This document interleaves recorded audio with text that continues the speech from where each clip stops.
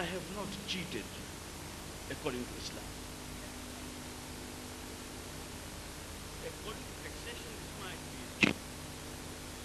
But not what Islam tells you is that if you have something unspent on the date that you have paid, tax lies in surplus.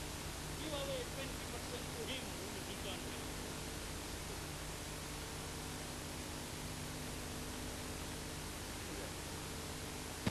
Homes is practically valued at every one of our countries. And I said this particularly in this atmosphere, in this environment, when the ladies are earning, there is a constant earning of these ladies. And homes is 20% of your tax rate. But the investor is the right. What will he or she who has never paid? And now she or he comes to us.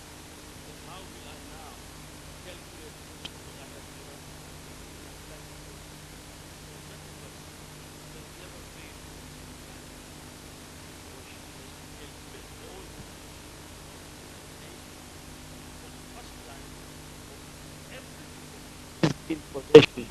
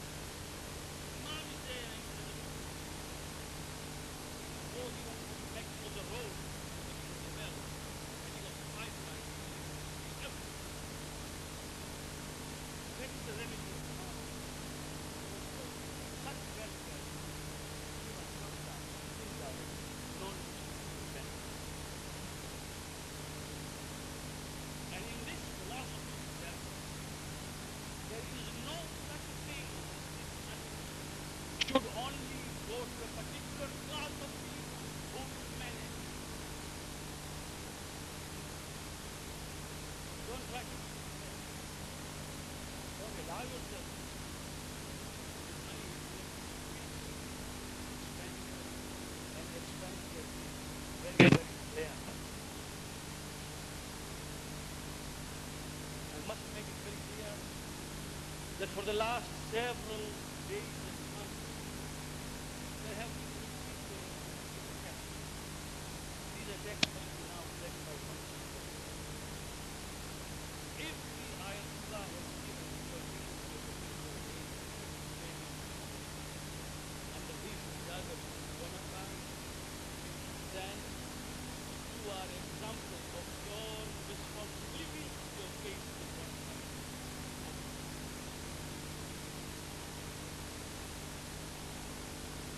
And for that, the Risala says, there is no need to sow the seeds of doubt in the mind. Contrary to all expectation, the waters from where no accounts have ever appeared, they are being trusted. And from the courses of the come regularly, they are being so I say, as I said, these are the parting messages, that whatever we have done with the utmost of responsibilities. and with full consciousness to, and inshallah ta'ala, as days gone by. But the community today has got to realize one thing, that here in England, we are not only the Khoja Shia Nashis, there are Shia Nashis of various denominations. There are Sadat here, Shia. There are Arabs, Shia. There are Iranians, Shia. There are Turkish, Shia. There are people from Punjab and Pakistan and UPCP, Shia. They are all the subject and ra'iyat of Imam al-Zaman, salawatullah wa salamu alayhi.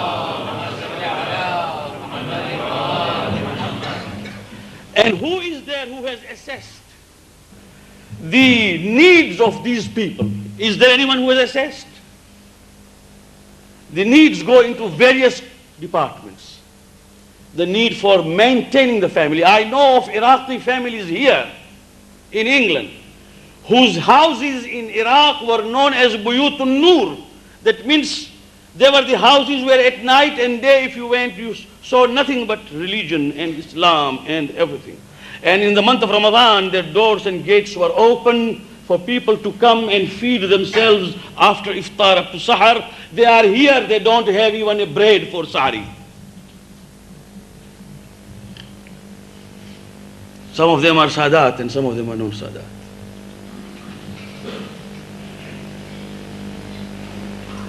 And there are people who are in problems. Ask me and I'll tell you. Despite these problems that we know of, and when the matter is being streamlined and controlled in the expenses of Sadat and Sayyid Imam alayhi salam, we are prepared to give away the money to the quarters where they are being spent for the luxuries. And we keep quiet. Perhaps this community now needs a leader who will act dishonestly, openly, and then he will get the votes. But the one who acts stringently and who looks at all the pros and cons is perhaps not loved by this community.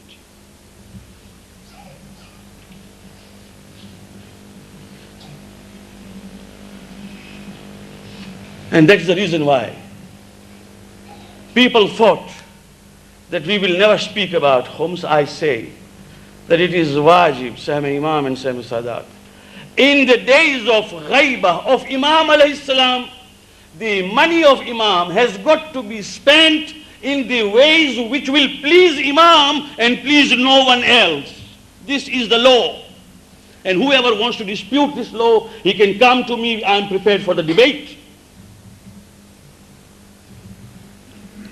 And even in Sadat, the preference will go to ulama of Sadat.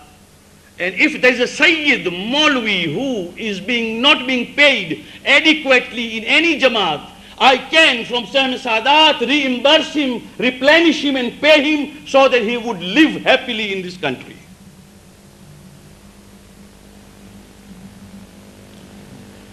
And for these projects, in the Mamlaka and in the Kashwar and in the country of Kufr, to have an Imam Bara or to have a mosque where Ashhadu an la ilaha illallah will be proclaimed, there can be no better work and no better service than this.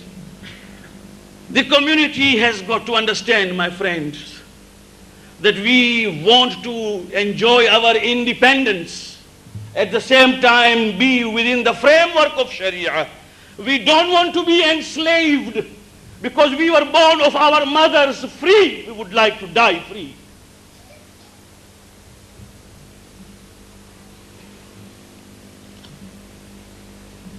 No one has the right to enslave us. So that when they tell us to stand up, we stand. And when they tell us to sit down, we sit. Those days are gone. And therefore, I hope that this message sinks clear. That is one part of it. Second part, which of course I would like to say tonight in relation to my Mawla Ali ibn Abi Talib salawatullahi wa salamu alayhi.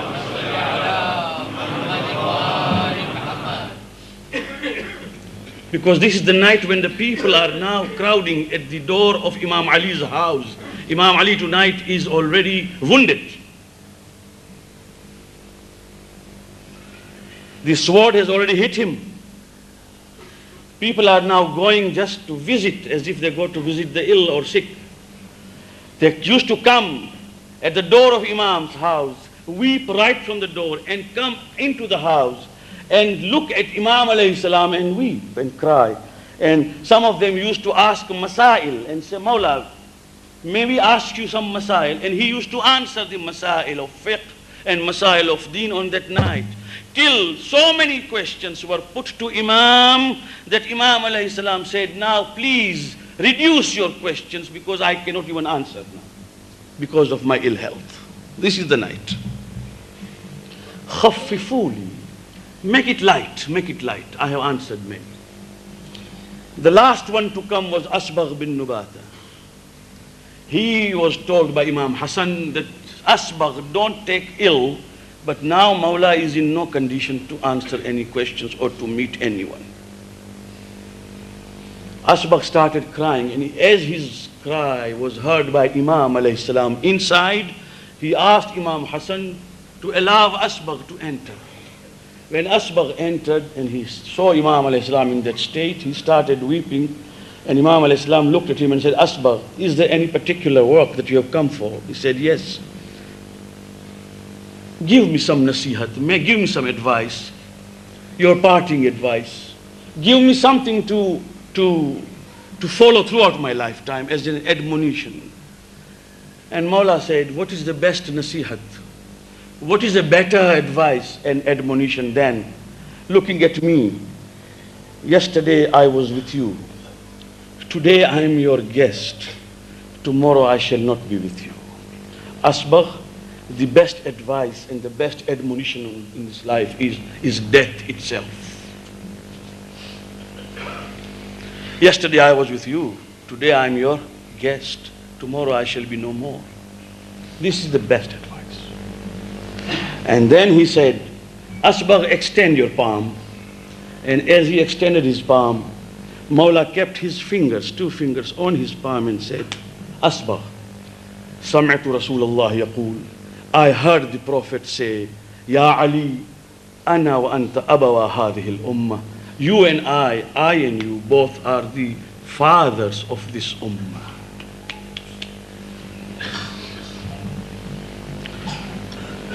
Historically speaking, we can imagine the calamity, the adversity befallen on Ahlul Bayt, salamullah alayhi majma'in. When Fatima Zahra, salamullah alayha, passed away, her grave was not made clear of evidence. Nobody knows where she was buried. Imam Ali, in the dark, arranged several graves to be dug and filled. Because she was buried in the morning, nobody knew where she was buried. Was she buried in Jannat al-Baqi? Was she buried elsewhere? This is the grave cannot be identified. And the second grave, which could not be identified, was Imam Ali's grave when he was dying. The will that he made to Imam Hassan, Imam Hussain, said, look, my son, you lift my janazah from the forefront. From behind, don't worry who lifts. The moment you lift from the front, it will rise by itself, and don't try to find who is lifting from behind. It will go. You just walk. Where it stops, you stop. You will dig, you'll find the grave ready, and there you will bury me. Mawla Ali alayhi salam was taken by Hassanain, and as janazah was raised, from behind it rose by itself, and it went and went and went, till it came to a place where janazah halted itself. They found a place which was a bit hilly, which is called Ghari. Ghari is the second name of Najaf.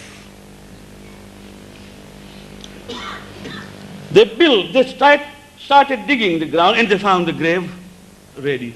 A tablet came out from there in which it was written that this is the grave of the wasi of Payghambar Rasulullah sallallahu alayhi wa sallam. Mawla Ali was buried in Najaf, in Ghari, and the ground was leveled. For years, no one knew where the grave was. Had they known where Ali was buried, they would have perhaps exhumed him.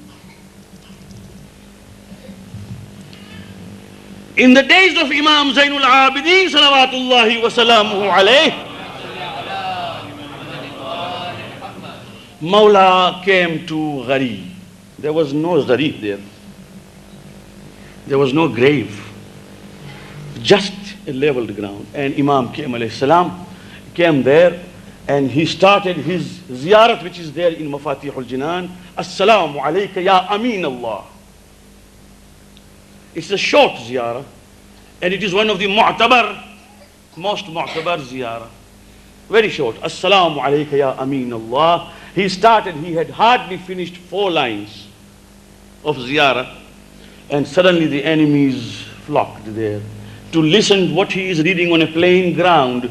And because Imam sensed immediately that the enemies have already come, Imam changed that ziyarat into dua. So if you see Ziyarat Aminullah, after 4 lines, it changes into dua. It is there in Mafatih. It changes into dua. Nobody would even sense that Imam was reading ziyarat. It changes into dua.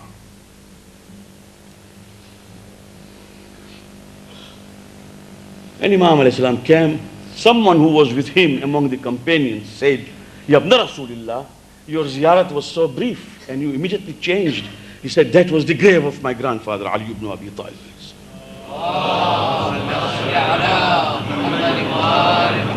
Zulm. Ali is Madloom, alayhi salam. He was Madloom when he was alive. He was Madloom after his death. In the days of Banu Abbas, one of the kings went out hunting with the hounds of dogs. And they came to the place which is called Ghari, where Imam Ali alayhi salam's grave is there. It used to be slightly high. Ghari means a hilly place. And the dogs and the hounds, just as they reached there, they stopped. They would not climb up.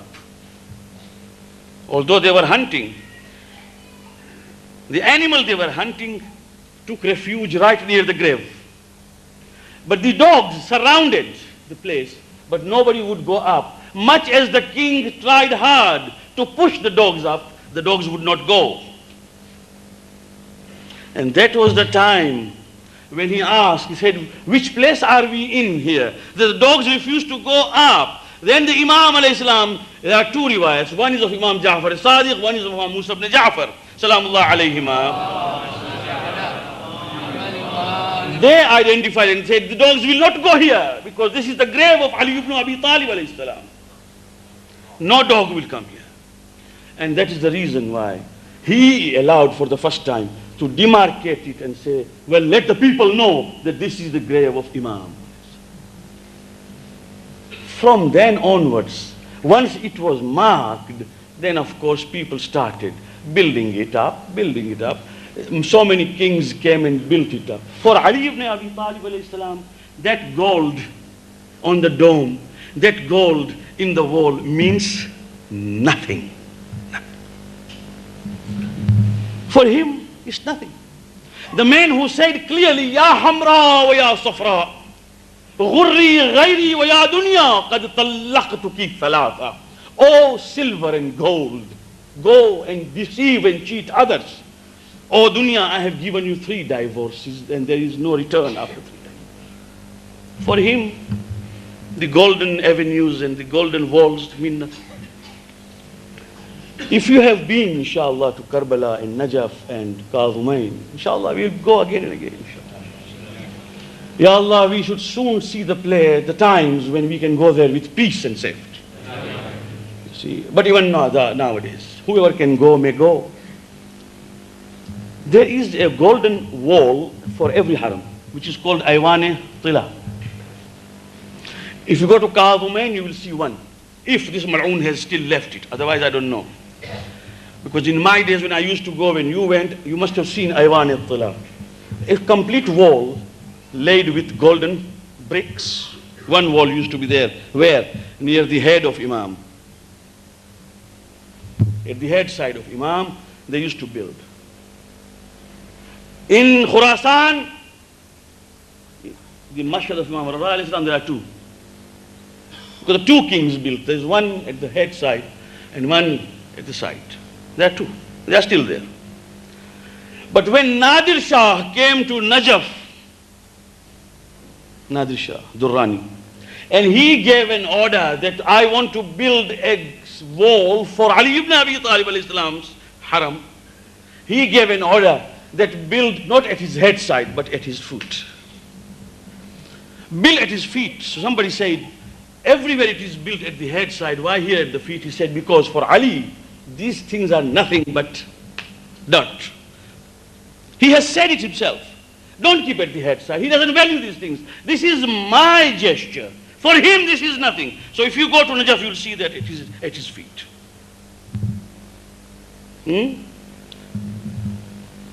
And when that first mausoleum which Nadir Shah built was ready, Nadir Shah was an uneducated, unlettered man. He knew nothing. He just knew how to conquer. A plain murderer. But he had that love for Ali ibn Abi Talib alayhi salam. So when the whole building was ready, his learned minister asked him, do you want anything to be written up there? He thought Nadir Shah would say, write my name. That I have built it. He said, Nadir Shah, do you want anything to be written on that? Now from an uneducated, unlettered man like Nadir Shah, you could not expect this. He said, write, Yadullahi fawqa aydihim. This is the ayah of Quran. Yadullahi fawqa aydihim. The hand of God is over their hands. Yadullah is the name of Ali ibn Abi Talib alayhi salam. Write Yadullahi fawqa aydihim. And the minister actually could not believe his ears. He said, Nadir Shah says this. What an appropriate verse. But he did not follow the command. He asked him the second day, just to make sure that this is what he said. On the second day when he told Nadir Shah, that now what did you say yesterday to be written there on the building? Nadir Shah could not answer because he was not the man of letters. He said, well, I can remember that I told you something yesterday. I told you something yesterday. Write what I told you yesterday. And the first calligraphy which appeared was Yadullah fawqa aydi. Nearly 1,000 years ago, the first Hawza Ilmiya by Shaykh al-Taifa was established there in Najaf. He established, after his library in Baghdad was burnt down twice, after his chair was toppled twice, after his library was burnt to ashes, the man from Baghdad came to Najaf. Standing at the grave, he said, Ya Ali, the Prophet said, Ana Madinatul Ilm wa Aliyun Babuha. I am the city of knowledge and Ali is its gate. I have come to start the promulgation of your sciences from your gate here. You pray to Allah that I get barakah. And from that day onwards, 1,000 years ago, till now, the Hawza of Ilmiya at Najaf has remained constant, one after the other. Thousands and thousands of mujtahideen, each one excelling the other, have appeared from that Hawza of the grave of Ali ibn Abi Talib alayhi salam.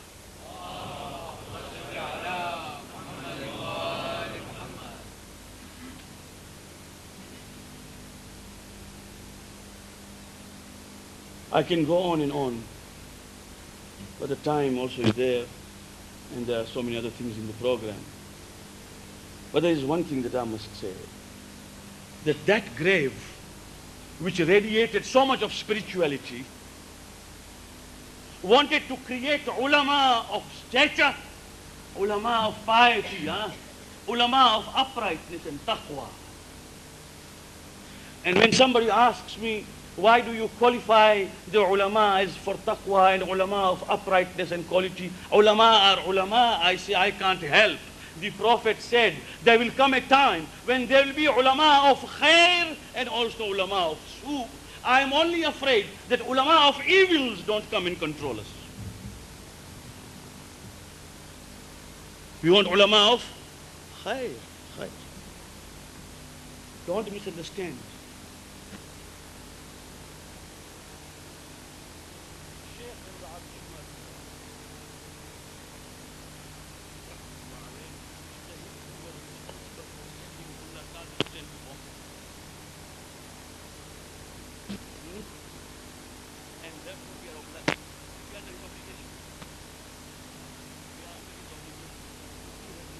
Mulla Qadir Hussain from Bombay, we would not have been what we are. Our forefathers were brought to the Sharia of Shia Ithna Ashari by Mulla Qadir Hussain in Bombay, who studied, who studied in Karbala, who taught in Bombay for 28 years. History. And the madrasa of Mulla Qadir Hussain is still there in Bombay. Anyone can go and view it. Our forefathers done so. He was said by Shaykh Mazandarani, Mujtahid of his time. He writes in his life, Shaykh al-Abidin, that there was a time when he was studying in Najaf, there was no food available. Sometimes he would sleep hungry. And there were no clothes, the same cloth. We used to borrow from each other. Take your shirt, wash my shirt. When my shirt is dry, I return it to you, you wash your shirt. That is the way how we lived to learn ilm-e-deen in Najaf. And we were 35 boys. One day we sat and met and decided that this cannot go on. We are tired now. We cannot learn because food is not available. We go in the evening where food is being thrown. We just collect whatever is thrown, boil it and eat it. There was no lamp for reading. We used to go in the public toilets and sit there under public light in that stench and study.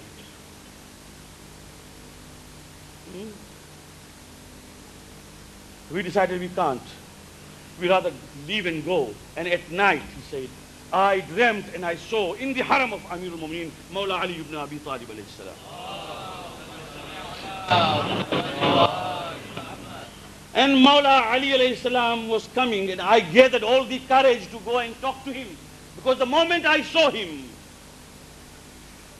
I was so overawed that I could not even open my mouth. But somehow I gathered my courage and I said, Mawla salamun alayk. And he said, alaykum salam ya Zain al-Abidin. I have something to tell you. I said, yes, sit down. Mawla sat and I sat and he said, yes, Zain al-Abidin, what is the problem?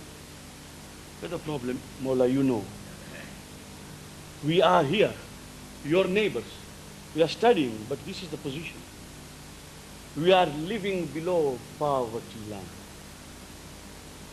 And Mawla said, Zain al-Abidin, do you remember what the Prophet said? Al-ilmu fil ju'. Ilm is in hunger. If you want to study, you have to sustain hunger. I said, Mawla, yes, but to what extent hunger? This has gone beyond our expectations. We can't. He said, fine, Zain al-Abidin. Those who wish to come and really study and become true alim here in Najaf, I have promised only 3 things. Allah. I have promised only 3 things. خبز شعير وماء البئر وزيارة الأمير. That's all. You will get 1 loaf and bread of barley.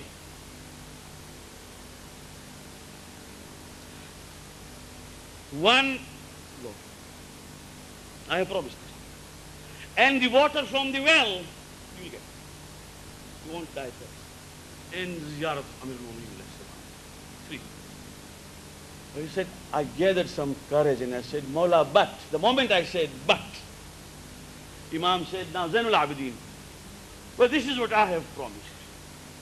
But if you want more than this, then you might as well go to my son Hussein ibn Ali in Karbala.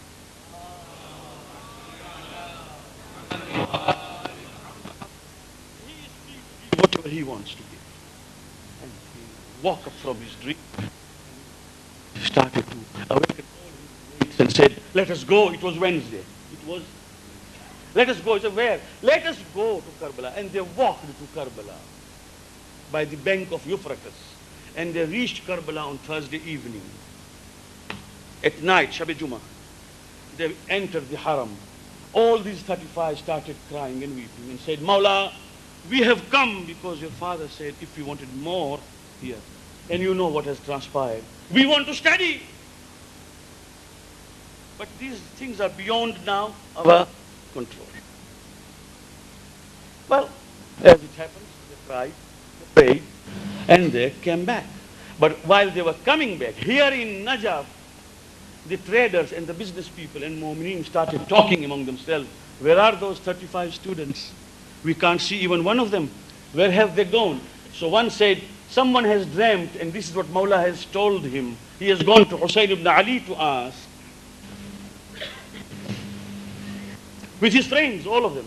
So then the Mu'mineen of Najaf sat down and said, it's a shame that somebody should go there while we are sitting here. And they started donating immediately. Every trader donated one year's expenses, foods, and clothes for the students. By the time the students came back, the provision was ready for them for 1 year. Now I say that in order to make an alim of khair, there are problems and difficulties they have to encounter and sustain. Life has its simplicity. It is life which is simple in living and high in thinking. It is not the type of life that we are being told to accept. We cannot accept this type of life of luxury from an alim who is a alim khair. May Allah give us tawfiq. Wassalamu alaikum wa rahmatullahi.